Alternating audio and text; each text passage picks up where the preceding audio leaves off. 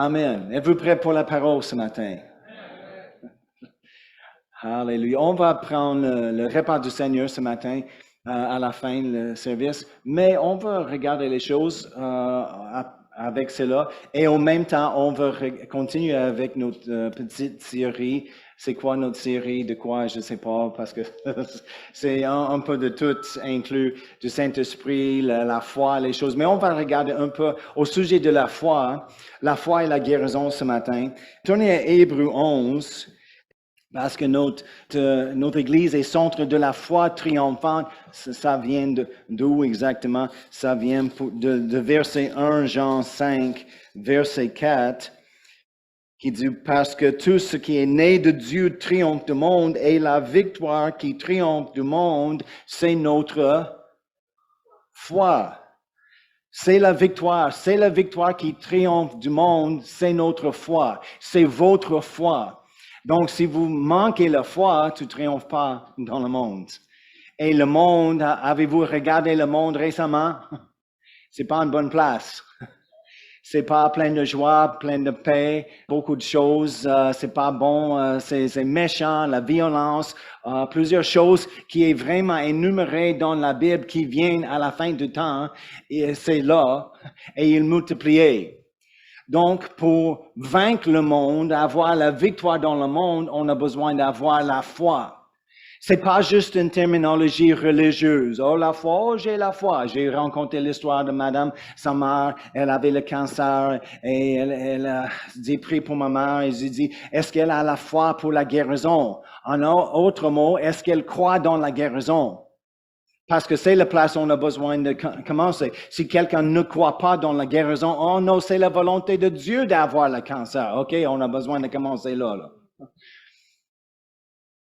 Parce que Jésus nous rend compte au point de notre foi. Okay? Où est votre foi? Rappelez, il a félicité certaines personnes dans le Nouveau Testament de leur foi. Ah, grande foi, madame, c'est bon. Ta foi t'a sauvé, ta foi t'a guéri. Les disciples, c'est un autre cas. Il a dit, pourquoi vous avez juste un peu de foi? Les autres fois, il a dit, oh, pourquoi vous avez aucune foi? Aucune foi. Qu'est-ce qui se passe? Un peu de foi, aucune foi. C'est parce que notre foi change en tout le temps. On peut avoir beaucoup de foi dans un secteur de notre vie et aucune foi dans un autre secteur de notre vie. Tu comprends? C'est une commodité. C'est une substance vraiment spirituelle. On utilise, on peut employer et notre niveau de foi peut changer. La Bible dit, Dieu, c'est juste une petite révision, ok? La Bible dit, Dieu a donné à chacun la mesure de la foi. Quelqu'un dit, c'est pour quelqu'un d'avoir beaucoup de foi, certains d'autres. Non, nous avons tous la même mesure, mais c'est pour nous, c'est notre responsabilité de développer notre foi. Plusieurs chrétiens sont trop passifs. On attend tout est de Dieu. Les choses qui arrivent, c'est de Dieu. C'est les bonnes choses, c'est les mauvaises choses. Dieu est en contrôle, donc s'il arrive dans ma vie, c'est Dieu. On attend, on verra qu'est-ce que se passe demain, parce que c'est la volonté de... Non! Dieu veut certaines choses dans nos vies. Il a fourni, il a donné une provision de certaines choses pour nous, mais c'est pour nous d'accepter, de recevoir. Est-ce que c'est la volonté de Dieu, par exemple, pour tout le monde d'être sauvé? Combien de vous pensez, c'est la volonté de Dieu pour tout le monde d'être sauvé? OK. Est-ce que tout le monde est sauvé? Pourquoi? Il n'a pas tombé sur eux, pas encore? Hop là, je suis sauvé. Qu'est-ce que se passe? Non, il n'arrive pas comme ça. On a besoin de faire avec intention. Jésus, je crois en toi. Je t'accepte dans ma vie. Viens dans ma vie. Sauve-moi, pardonne-moi, aide-moi. Sois mon sauveur. Il vient. Je fais par exprès, n'est-ce pas? Par la foi. La foi encore. Nous sommes sauvés par la grâce, mais au moyen de la foi. Le juste vivra par la foi. On marche par la foi et non la vue. Nous sommes justifiés par la foi. Plus. Regardez Hébreux 11, vous êtes là, n'est-ce pas? Verset 1, « Or la foi est une ferme assurance des choses qu'on espère, une démonstration ou l'évidence, l'autre traduction dit aussi, de celles qu'on ne voit pas. C'est une ferme assurance. On a parlé au sujet de prière. Jacques a dit on a besoin de prier par la foi et l'homme qui ne prie pas par la foi, il ne s'imagine pas il va recevoir quelque chose du Seigneur. Quoi? Je pense que c'est le gros problème dans les églises mondiales avec la prière parce qu'on juste explose en panique vers Dieu avec les paroles de sans foi. Jacques a dit il faut demander par la foi. Jacques 1, verset 5. Mais on ne regarde pas. Mais c'est là. On a besoin de demander par la foi. Ou il dit, et j'aime ça, il ne s'imagine pas, il va recevoir quelque chose. Mais combien de temps on a prié et rien ne se passe? Et la tradition nous a dit, la religion nous a dit, mais des fois, on ne connaît pas les choses qu'on a besoin, et Dieu connaît mieux. Donc, si on a prié et il n'arrive pas, c'est parce que Dieu dit non, c'est pas pour toi. Il est plus sage, oui, il est plus sage. Mais il a révélé sa volonté dans sa parole. C'est notre responsabilité de comprendre cela. La foi vient de ce qu'on entend et ce qu'on entend, la parole de Dieu. Si on ne connaît pas la parole, c'est le premier problème. C'est pas possible pour la foi de venir. Et quand on prie sans foi, n'imagine pas tu vas recevoir quelque chose. C'est simple, n'est-ce pas? On a rendu les choses vraiment compliquées. Jacques a dit, prie par la foi ou n'imagine pas tu vas recevoir quelque chose. OK, on ramasse la foi. C'est quoi la foi? C'est pourquoi on a besoin de comprendre c'est quoi la foi. C'est pas juste je crois en quelque chose. Quand on parle au sujet de foi ici, on parle en foi biblique, la foi divine. Et c'est une ferme assurance. Je sais que je sais. La parole de Dieu. Dieu va faire les choses, il a dit. Il va faire. Quand il dit, la semaine passée, on a parlé de Psaume 23, l'Éternel est mon berger, je ne manquerai de rien. On peut citer toute la psaume probablement parce que vous êtes enseigné depuis enfance, Psaume 23. J'étais pas enseigné en français, donc c'est pas l'affaire. L'Éternel est mon berger, je ne manquerai de rien. Mais en même temps, on arrive à station d'essence. J'ai pas assez pour ça. Comment je vais payer pour arriver au travail chaque jour? Qu'est-ce qu'on dit? On déclare notre foi. La Bible dit on déclare notre foi. Les choses qu'on croit vraiment va sortir. Le cœur, Luc 6, 45, de l'abondance du cœur, la bouche parle. Quand nous avons la foi dans la parole va sortir de la bouche. On remplit le tank et on dit, oh, gloire à Dieu, merci, tu es mon berger, je ne manquerai de rien. Personne ne peut dire Amen. Alors, c'est les choses que tu as besoin de dire pendant la semaine. Oh, OK, on va reculer, on va recommencer. Mais qu'est-ce qu'on dit? Quelqu'un, le voisin, le prochain pompe dit, il va monter combien, je sais pas, mais c'est la fin pour moi. S'il monte plus que ça, je sais pas, je vais prendre l'autobus, je vais marcher.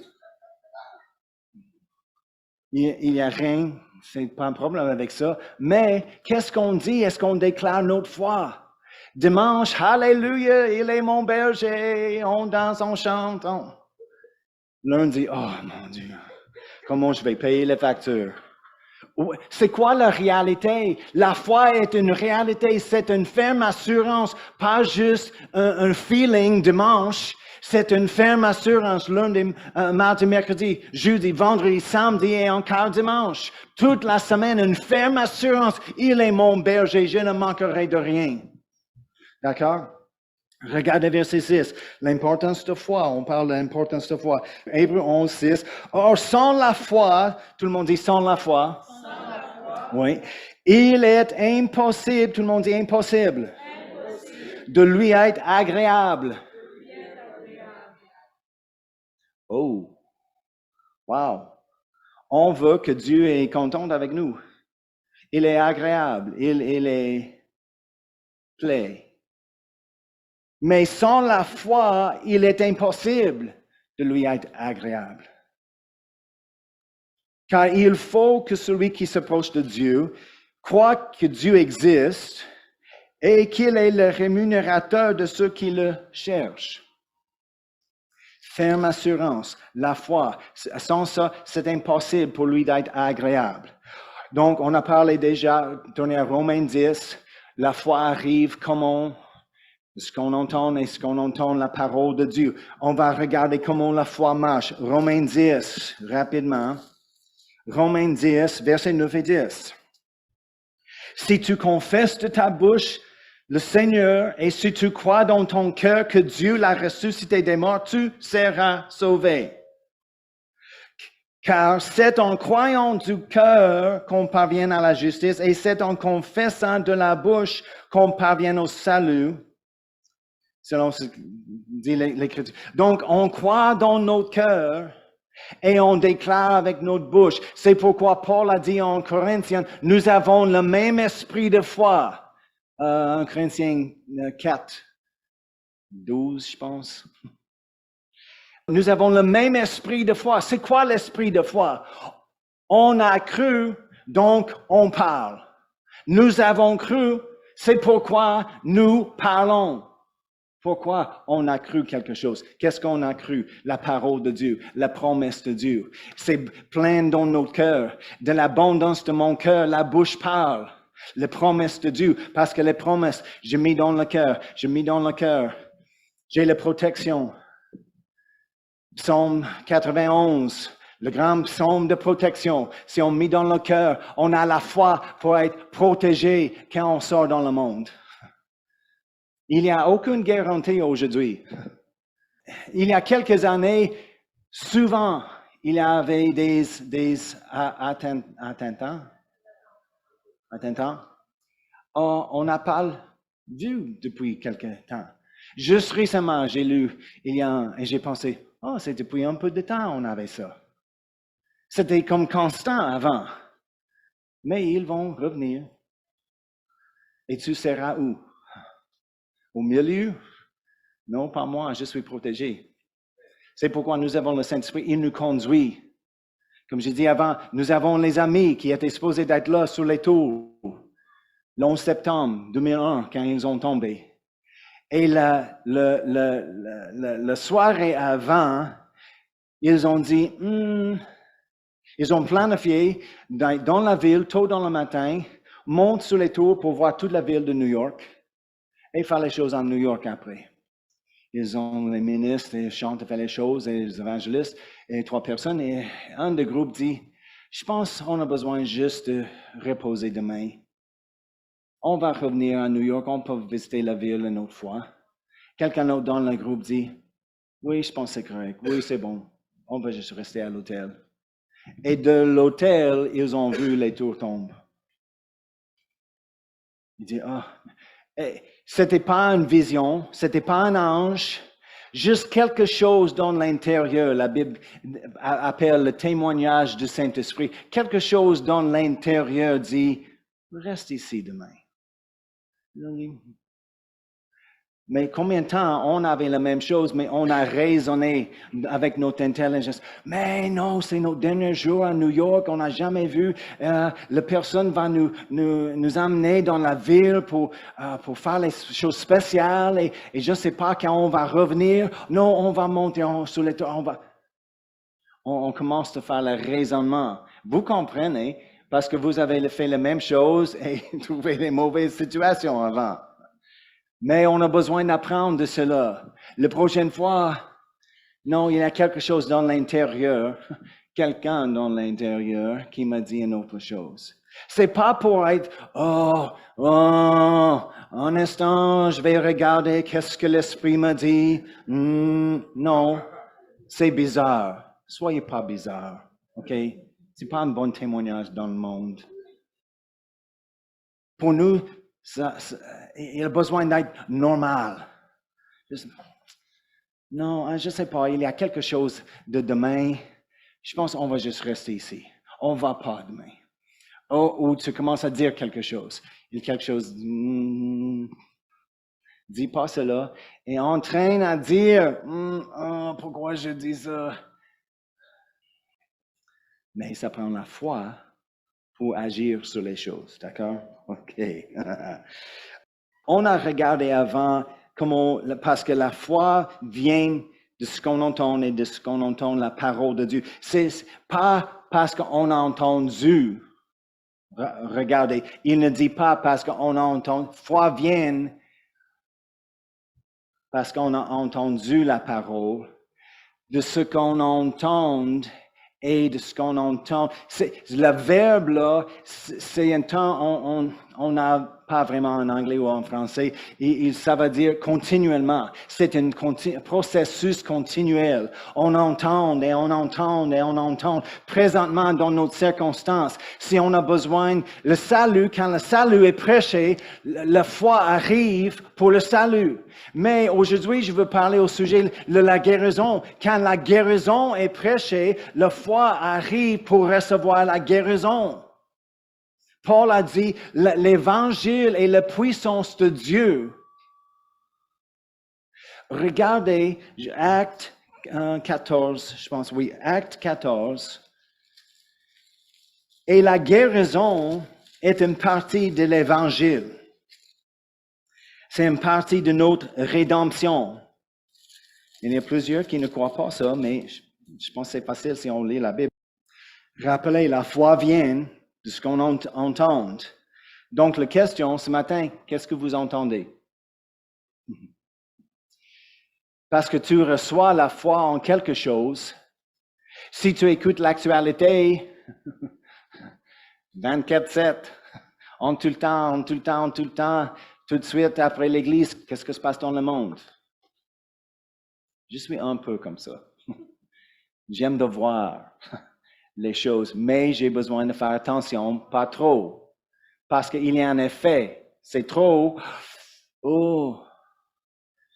Mais on écoute quelque chose, on nourrit notre esprit avec quelque chose, c'est quoi? C'est tout le bavardage avec les voisins et au travail. Nous sommes remplis de ça. Que sorte la bouche, le bavardage. On remplit avec l'actualité. C'est les choses qui sortent. Hey, as-tu entendu? En France aujourd'hui, c'est ça, l'autre chose. Ils sortent la bouche. Mais la parole est là. La parole va sortir la bouche. Quelqu'un dit, non. Mais la parole dit, c'est ça. Nous ne sommes jamais seuls, pas abandonnés. Je suis juste tellement dépressif, je suis seul dans ma vie. Oh non, tu n'es jamais abandonné. Jésus a dit, il est toujours là. Oh oui, c'est vrai. Il sort de la bouche. Qu'est-ce qu'on met? Les choses dedans, les choses qui sortent. Regarde, Acte 14, verset 7. À l'est se tenait assis un homme impotent des pieds, boiteux de naissance et qui n'avait jamais marché. Okay? C'est un homme, mais ça n'a jamais marché. Il écoutait parler Paul. Qu'est-ce qu'il a fait? Il écoutait. Parlait Paul, et Paul, fixant les regards sur lui et voyant qu'il avait la foi pour être guéri, dit d'une voix forte, lève-toi droit sur des pieds, et il se leva d'un bond et marcha. Il était là, il a écouté Paul, et Paul a vu que la puissance de Dieu était là pour le guérir. Non, c'est pas que la Bible dit. Paul a vu l'onction était sur lui pour demander. Non, il a vu que l'homme avait la foi pour être guéri. Il a dit, lève-toi et marche.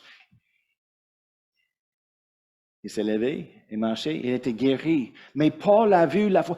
La foi est venue d'où? Évidemment, quand Paul a prêché l'Évangile, il a prêché quelque chose concernant la guérison. La guérison était inclue parce que l'homme a reçu la foi pour être guéri. Donc, quand Paul a prêché l'Évangile, quelqu'un a reçu la foi pour être guéri. La foi vient de ce qu'on entend et on entend la parole de Christ. Paul a prêché la guérison pendant qu'il a prêché l'Évangile. Pourquoi? Parce que Jésus sur la croix est le salut et la guérison. Et vraiment, juste le mot pour salut, c'est un mot tout inclusif. Pour être complet, pour être guéri, pour être béni, pour la provision, le salut, tout est inclus dans le mot. On dit sauver, on pense à un billet au ciel. Oui, mais c'est beaucoup plus que ça. C'est vraiment insultant à Dieu, je crois, et à Jésus qui a donné sa vie pour juste dire, oh, j'ai un billet pour monter au ciel. Non, il y a beaucoup de choses en plus. Il a préparé une table devant nous. OK? Pas un buffet devant nous, on peut choisir, tu manges avec les enfants, il y a toujours quelque chose. J'aime pas ça. Tu n'as jamais essayé, moi, mais j'aime pas ça. Tu n'aimes pas quoi, la couleur? Essayez-le. Goûtez et voir que le Seigneur est bon, n'est-ce pas? C'était plusieurs avec le baptême du Saint-Esprit. J'aime pas ça. Parler en langue. Non, j'aime pas. As-tu goûté? Oh, non. OK. Oh. Mais on voit la guérison est partie de notre évangile, de notre salut. Tournez à Ésaïe 53. Il y a plusieurs versets on peut regarder, mais on va regarder Ésaïe 53. Il y a plusieurs choses dans l'Ancien Testament. Tu connais, il y a les types où on dit les ombres de notre rédemption dans l'Ancien Testament. David était un type de Jésus. Moïse, un type de Jésus, un rédempteur, etc. Okay? Mais on va regarder une prophétie d'Ésaïe. C'était centaines des années avant la crucifixion, avant Jésus était né, mais c'est vraiment une image tellement claire de la crucifixion et les choses qui se passent avec la crucifixion de Jésus. C'est incroyable. On prend acquis aujourd'hui parce que, oui, on connaît, et Jésus était déjà fait, on peut regarder les choses après, mais c'était avant Jésus était né, mais une description de la crucifixion. Ésaïe 53, verset 3, « Méprisé et abandonné des hommes, homme de douleur et habitué à la souffrance, semble à celui dont on détourne le visage. Nous l'avons dédaigné, nous n'avons fait de lui aucun cas. » Okay? C'est une image de Jésus et la crucifixion. Verset 4, « Cependant, il a porté nos souffrances. Il s'est chargé de nos douleurs. » Et le mot souffrance, là, littéralement, est nos maladies. Les infirmités, les maladies. Il a porté nos maladies, nos souffrances, d'accord? Il s'est chargé de nos douleurs. Et nous l'avons considéré comme puni, frappé de Dieu et humilié. Mais il était blessé pour nos péchés, brisé pour nos iniquités. Le châtiment qui nous donne la paix est tombé sur lui et c'est par ses meurtrissures que nous sommes guéris. Oh, pasteur, c'est pas physique, c'est pas la guérison, c'est spirituellement. Il a pris les choses sur lui pour nous d'être guéris spirituellement. Mais on n'était pas malade spirituellement. On avait besoin d'un plaster dans notre esprit. Rappelez, si quelqu'un est en Christ, nous sommes une nouvelle création, recréée en Jésus-Christ. Et en Éphésiens, il a dit, on n'a pas le temps ce matin pour regarder, mais il dit, on était morts. Nous étions morts, pas malades, morts dans nos péchés. On avait besoin d'une résurrection, pas une guérison.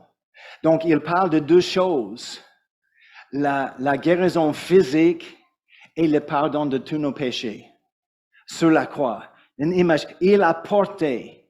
Ça veut dire, il donne une image avec les mots originaux de porter pour quelqu'un, de prendre leur bagage, de prendre leur fardeau, enlève ça et porter loin d'eux. C'est Jésus, c'est comme il a dit, avec nos péchés et nos maladies sur la croix. Péché, on comprend et on croit ça, c'est facilement. On demande pardon et on croit nous sommes pardonnés. Parce qu'il n'y a aucune chose à voir. Okay? Est-ce que je suis pardonné? Je ne sais pas. Mais je le crois parce que la parole m'a dit. Mais à cause de nos expériences, on peut toucher la douleur douloureux. On a plus une difficulté de croire, mais c'est la même foi qui reçoit le salut et le pardon de péché qui reçoit la guérison. Jésus a porté sur la croix les deux choses. C'est pourquoi souvent on voit dans les évangiles, il a pardonné la personne et guéri la personne. Rappelez l'homme, vois-tu, il a descendu par ses amis, 2, 3. Et Jésus a dit ses péchés sont pardonnés. On dit, qui dit ça? Il pensait les qui pour pardonner? Et il savait, il dit, c'est quoi le plus grand? De pardonner les péchés ou de guérir? Il dit, juste pour vous montrer, le Fils de l'homme peut faire les deux, lève-toi et marche. Il était pardonné et guéri. C'est une prévue de notre... Et il a fait plus qu'une fois.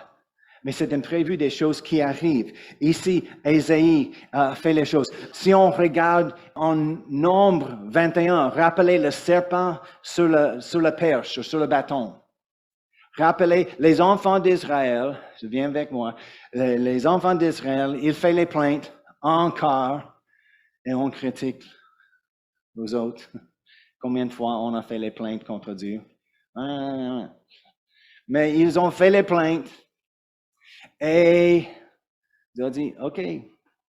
Il dit dans l'Ancien Testament, parce que c'était leur révélation, que le Seigneur a envoyé les serpents parmi eux. Mais il n'est pas la cause des mauvaises choses. OK? Mais en même temps, c'est comme... Je vois comme un parapluie avec Dieu. On marche avec Dieu, nous sommes sur le parapluie de son amour, sa protection, la provision de Dieu. On a tout avec lui. Et il ne change jamais. Il est toujours dans le chemin et nous sommes couverts. Mais c'est nous, on peut faire les choses pour enlever nous-mêmes de la parapluie. Maintenant, nous sommes dans le terrain du monde, où Paul a dit, le diable est le Dieu de ce monde. Et on arrive là-bas sans protection de lui. Qu'est-ce qui arrive? Les serpents arrivent. Les mauvaises choses arrivent. On a besoin, pas crier à Dieu, « Hey, viens ici. » Non, Jésus dit, « Suis-moi. » On a besoin de retourner dans le chemin. Et plusieurs chrétiens, ils sortent le chemin et la bénédiction de Dieu, il y a un résidu.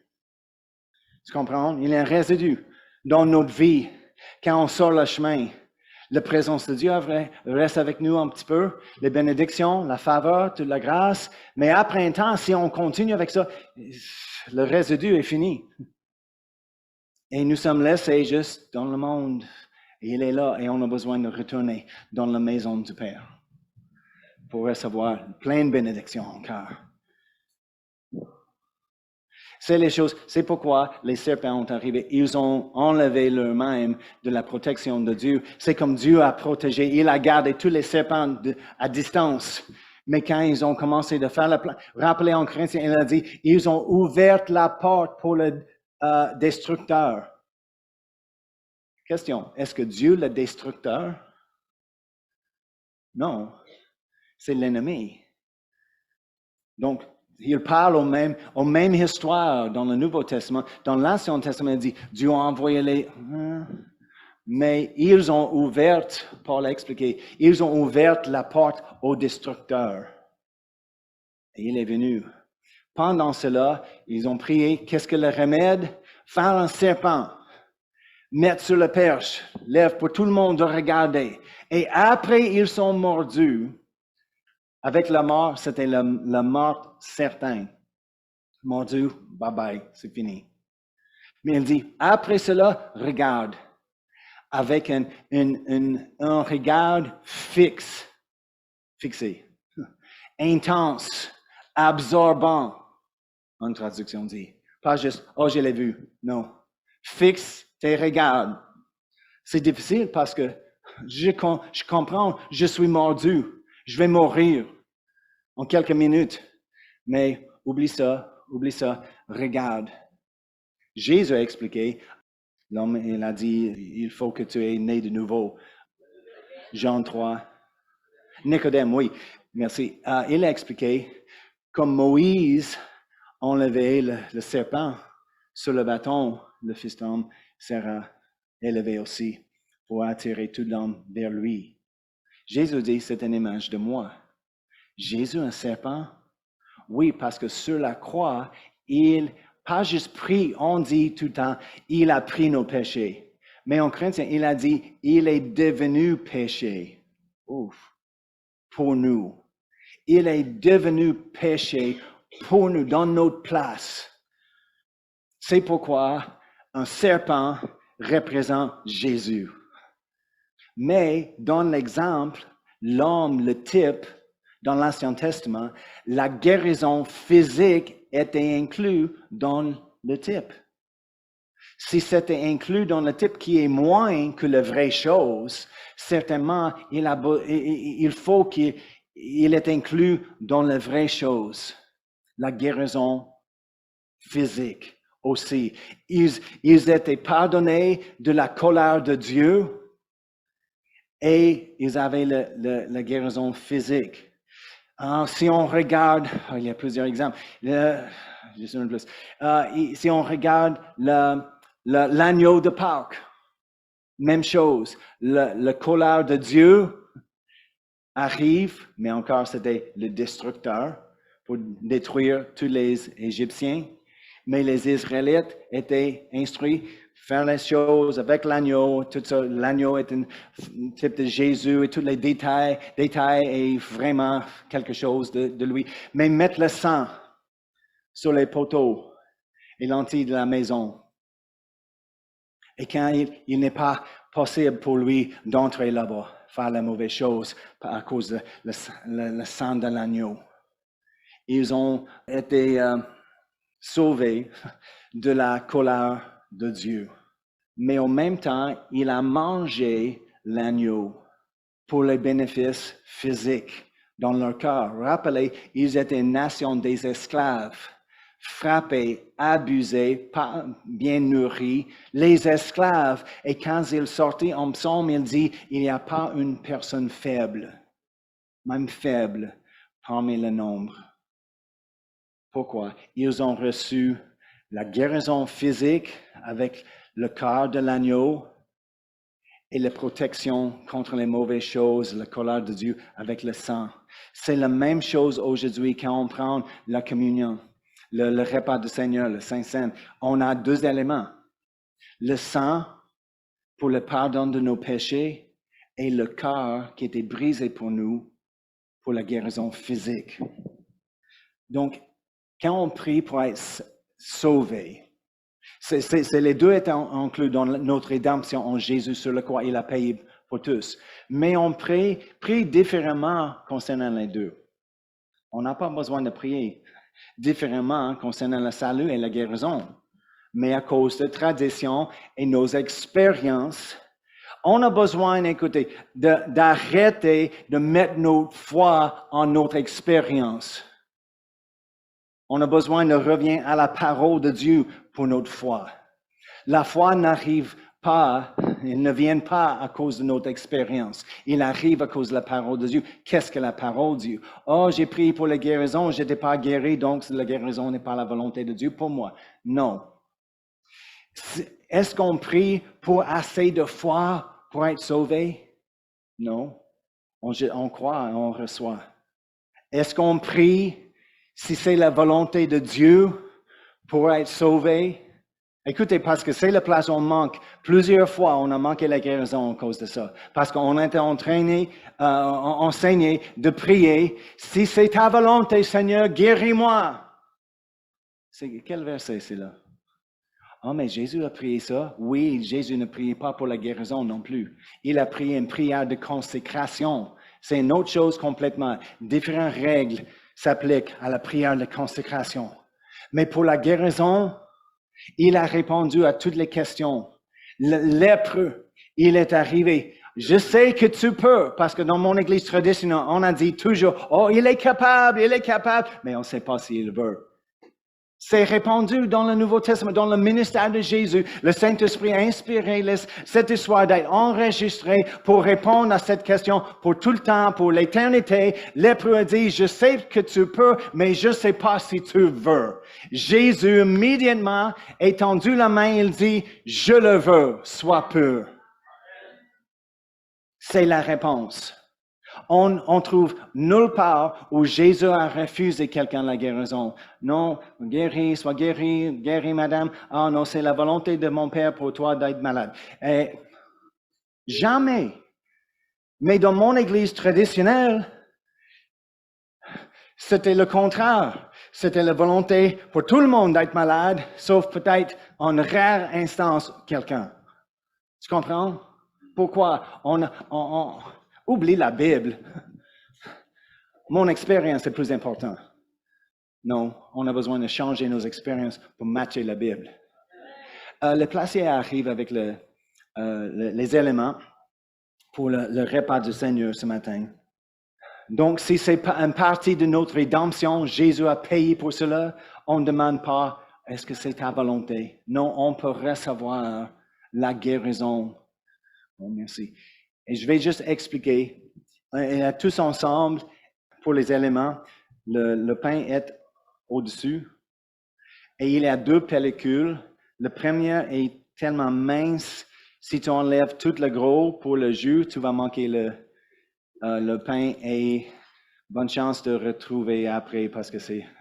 Donc, juste le premier. Et on va juste garder les éléments et on va prendre ensemble. Et je vais lire Jean, la chose que Jésus a dit, qui a causé plusieurs disciples d'abandonner Jésus. Okay? Il a dit, Jean 6, 53, Jésus le dit, en vérité, je vous le dis, si vous ne mangez la chair du Fils de l'homme et si vous ne buvez son sang, vous n'avez point la vie en vous-même.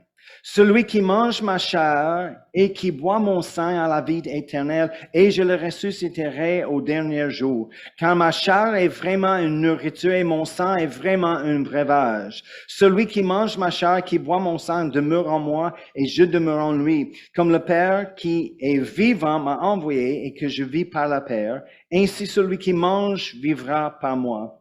C'est ici le pain qui est descendu du ciel. Il n'en est pas comme de vos pères qui ont mangé la manne et qui sont morts. Celui qui mange ce pain vivra éternellement. C'est le pain de vie. Il dit, tu as besoin de manger mon corps et boire mon sang. Et tout le monde dit, eh non, c'est trop pour moi. Je ne suis pas zombie, je vais partir. Mais ils n'ont pas compris. Mais qu'est-ce qu'il dit? Il parle le langage d'une alliance. Juste comme dans le mariage, notre mariage, dans la réception, on nourrit avec le gâteau en hôte. Ils viennent de ça. Je dis, je suis une partie de toi, tu es une partie de moi, nous sommes un. Je te reçois, tu me reçois. Jésus dit la même chose, on boit son sang, c'est les symboles aujourd'hui. Le symbole de son corps et son sang. Mais c'est un point de contact, écoute-moi, c'est un point de contact de relâcher votre foi. Si vous avez besoin d'une guérison, c'est le point de contact, tu peux relâcher. Le pain, ce petit presque plastique pain, ne guérit personne. Mais comme le madame avec le perte de sang, elle avait la foi, il a dit, si je peux juste toucher ses vêtements, le touche de ses vêtements, c'est son point de contact. Et elle a ciblé ça. Elle a relâché sa foi quand elle a fait contact. Vous avez le temps pour une petite histoire? OK.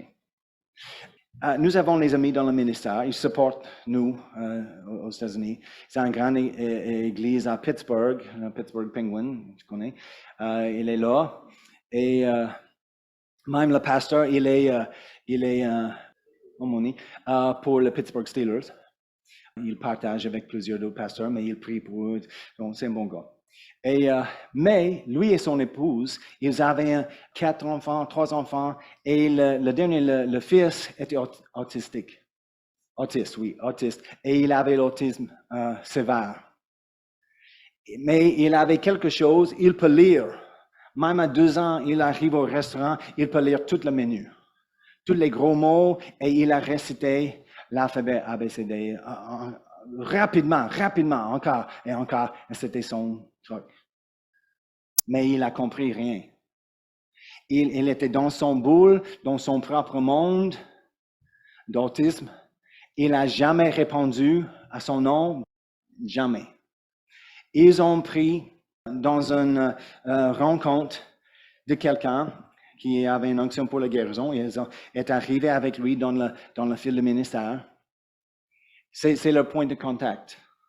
Okay? Ils ont cru, ils ont prié, mais ils ont ramassé la foi, ils sont arrivés pour le coin, juste comme la madame avec le perte de sang. Si je suis juste, ils ont dit, quand on arrive, on croit l'onction sera relâchée, donnée. Et il a prié, le monsieur imposé la main, prié. Oh, rien ne se passe. Peu importe. Ils ont dit, on croit. Quand les mains étaient imposées sur lui, il a reçu l'onction de guérison et l'onction de guérison est en train d'agir en lui. Le lendemain, rien. Merci Seigneur, John est guéri. Merci, on croit que John est guéri. Dans le nom de Jésus, l'onction travaille en lui. Et le prochain jour, prochaine semaine, prochain mois. C'est les choses. Souvent, nous sommes découragés, on abandonne. On dit le switch de la foi. Gardez le switch ouvert. La foi employée. Ils ont continué de remercier le Seigneur quand les mains étaient imposées sur lui, leur point de contact, il était guéri. 2 mois, 3 mois, rien, 4 mois. Environ 5 ou 6 mois plus tard, il a joué quelque chose sur le plancher. Ils sont sortis pour la soirée, juste les parents. Il dit « Bye John ». Et pour la première fois, il a tourné la tête quand il a entendu son nom. Ils ont dit « Ah, merci Seigneur, il est guéri ». C'était juste le premier signe de la manifestation. Ils ont continué de remercier le Seigneur à leur point de contact, l'onction était impartie à lui. Il a reçu, il était guéri, mais les choses arrivent. Des fois, c'est instantanément, des fois, c'est un processus. Le madame avec le perte de sang, instantanément. Jésus ne change jamais. La foi divine ne change jamais. Après un peu plus de temps, il était prêt pour être inscrit dans une école spéciale pour les personnes autistes. Il a revisité l'école, faire plus d'examens. Il dit non, il n'appartient pas ici. Il était guéri 100%, complet.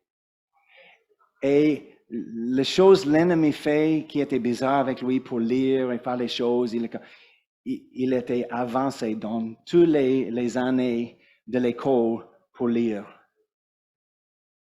Je pense aujourd'hui, il a gradué d'une université, il parle français, et on a rencontré aucune trace de rien. C'est normal. Mais il était sévère avant. Qu'est-ce que le médecin dit? C'est impossible pour toi. C'est votre point de contact ce matin. Avec le cœur brisé pour toi, par ses meurtrisseurs. Le Psaume dit, Psaume 3, 103, « Mon âme bénit l'Éternel et n'oublie aucun de ses bienfaits. C'est lui qui pardonne toutes nos iniquités, qui guérit toutes tes maladies. » Il ne change jamais. Il est le même Dieu aujourd'hui. Donc, on va prendre la pain ensemble.